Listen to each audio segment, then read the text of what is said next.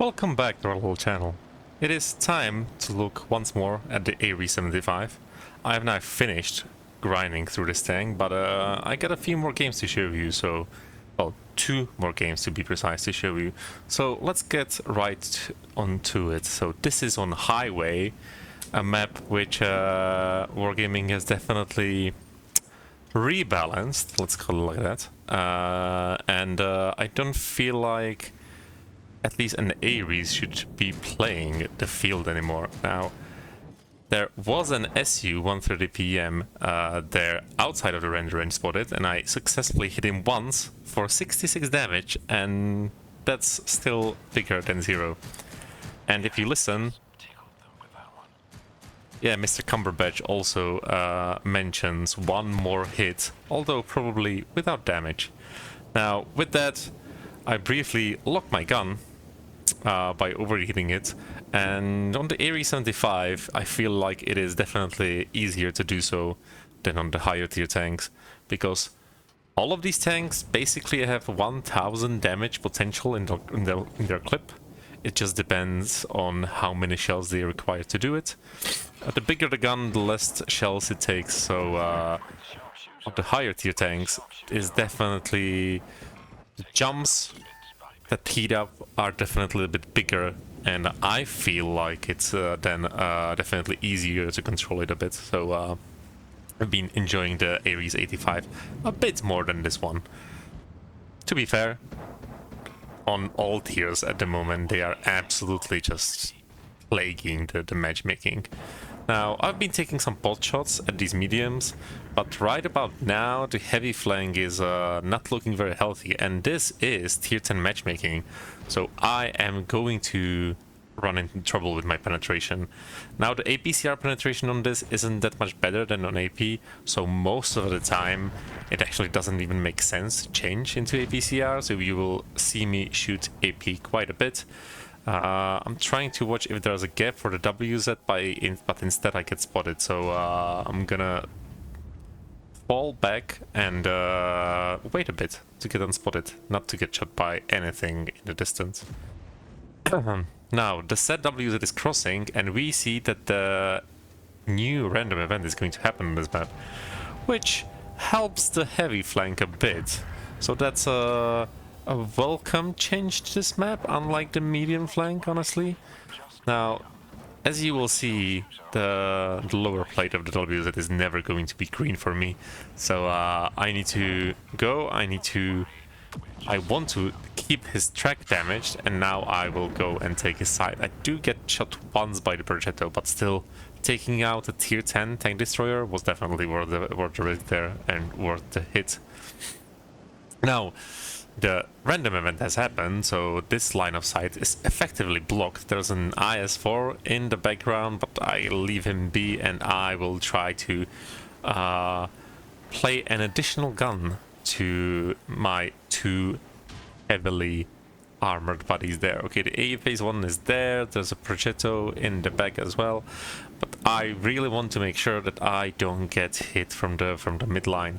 Now, for now, we are winning, and we are winning quite a bit. Hello, Mr. LTC2. That's a new tier 9, not a premium, a reward, light tank, from getting gold in Onslaught and 16,000 bonds. So he's going to hit me, I'm going to hit him back a bit, and I do get rid of that light tank for my first kill this game. But so far, it's not been amazing. Our team is still pushing their base. That Progetto is defending for his life. We have went around quite a lot of the enemy team there, mostly because of the random event.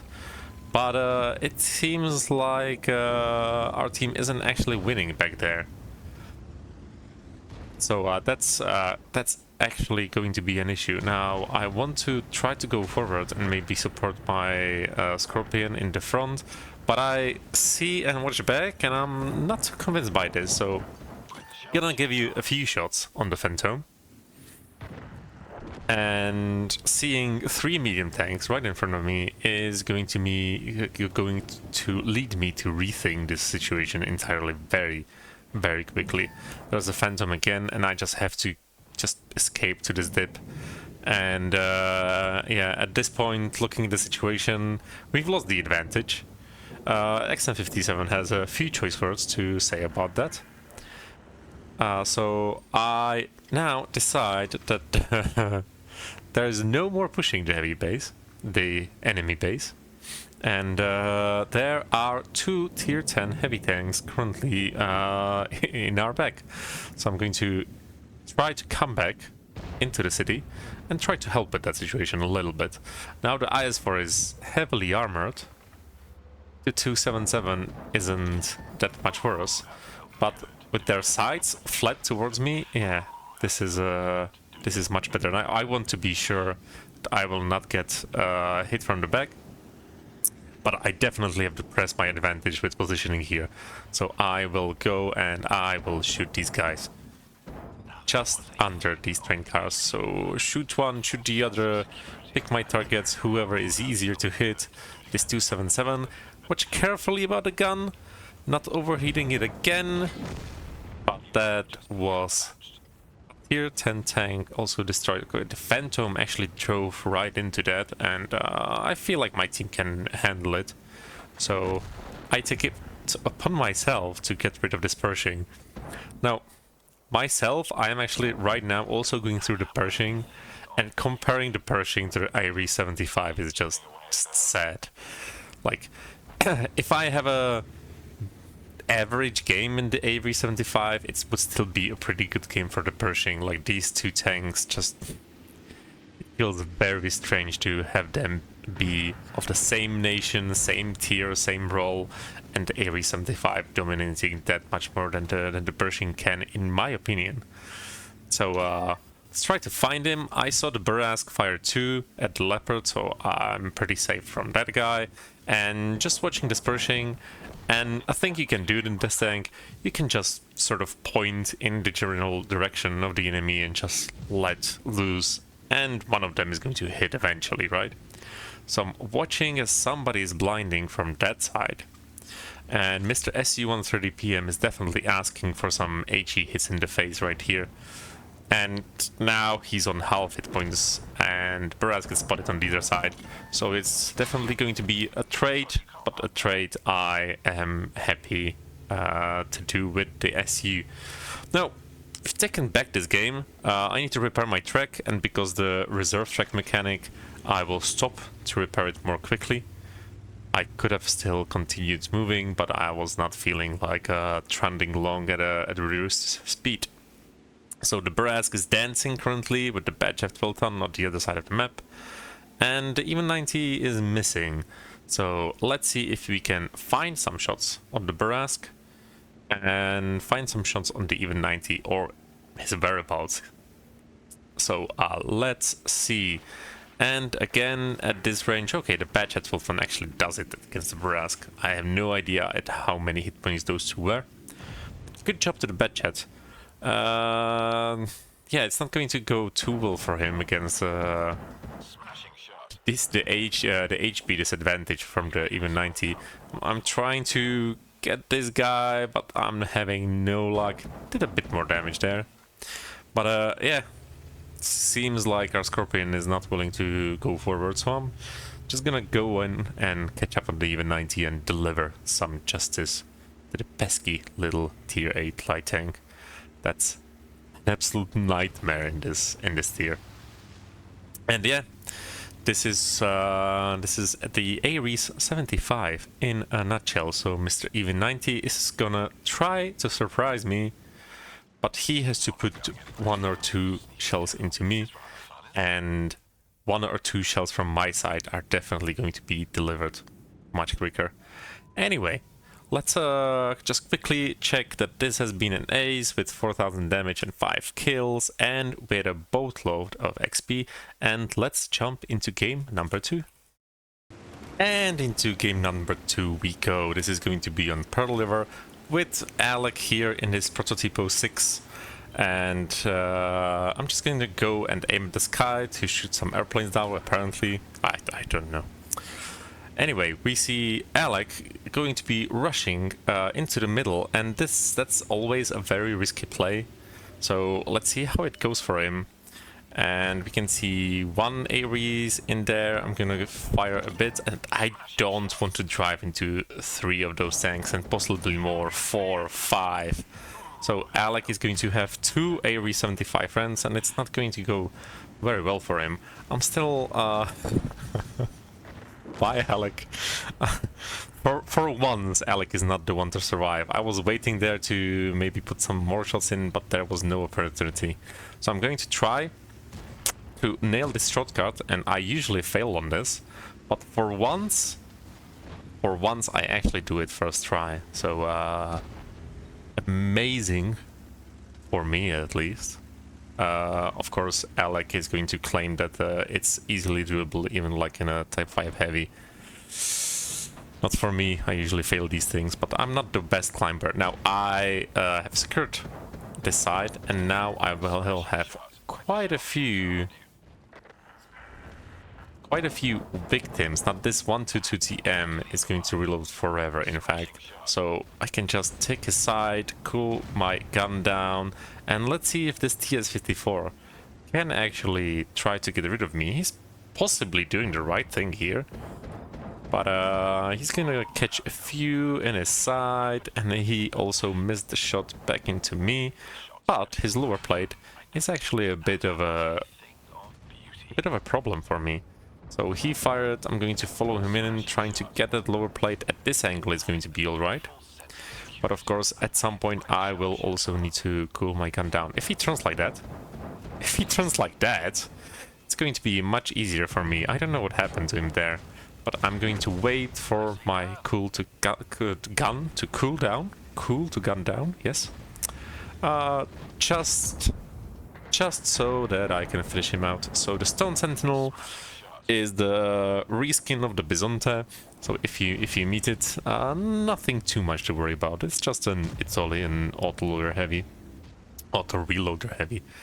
But now he knows I'm here, and already I'm sitting here at 2,500 damage. Now this Chariot here is going to be my next opponent, and this could be very troubling because the ISU also comes in to say hi, and I've just noticed that of course there's nobody in the middle covering anymore. Now the Charioteer definitely was a bit overconfident, but Mr. ISU and Mr. Stone Sentinel do want revenge on me. So I will come here. I'm watching for behind if there's any help coming, but in the end I will escape downstairs. Now Mr. Stone Sentinel is considering his options. I'm watching behind, and there's nobody sitting in my base. Maybe the Charioteer and the SU can find a shot if he goes in too far. So let's see if he does. I was prepared to take the punishment and take him out, but my Charioteer friend definitely helped me out there. So let's try to make this climb again. Again, successfully. Sort of, yes, there we go. And I have to be wary of that ISU 152K. And the T103 as well. Now, the enemy team is definitely dying, so if there's going to be only one of them, I should definitely go in and take some damage for myself as well. But if there's going to be 2 or 3 enemy tanks, I could just be throwing my tank away. So, Mr. T803, I fired a bit too prematurely there and hit the rock. But I see the ISU 152K getting boxed in. Now, those heavies are not going to want to go in push him. But I'm trying to judge if he's going to turn around and actually face me. And it seems like it will. And this is going to be a bit of a hero moment, because I want to dodge his round and destroy him. And pardon me, but I want to watch that once more in slow motion. Now let's watch it in slow motion, because this was quite an amazing dodge, because he is turning his gun towards me, and I'm going to manage just climb that wall and just dodge his shot. And that was such an amazing moment that I even forgot to fire for quite a bit there. And yeah, finally I realized that I successfully dodged him, and I will start actually firing my gun. Okay, let's get back now. It was just awesome. So we finish off that pesky tier 8 menace of a 152mm gun, and at this point the game is basically done. I've done 4000 damage. What is it, 3 kills? 3 kills. And there are only the enemies in the distance, so there's nothing to worry about. Mr. SU is there, actually. I didn't expect that, because the slow motion broke my spotting circles there. And the Liberté, yeah, I will probably have to drive towards him, but there's not going to be an issue with that at all.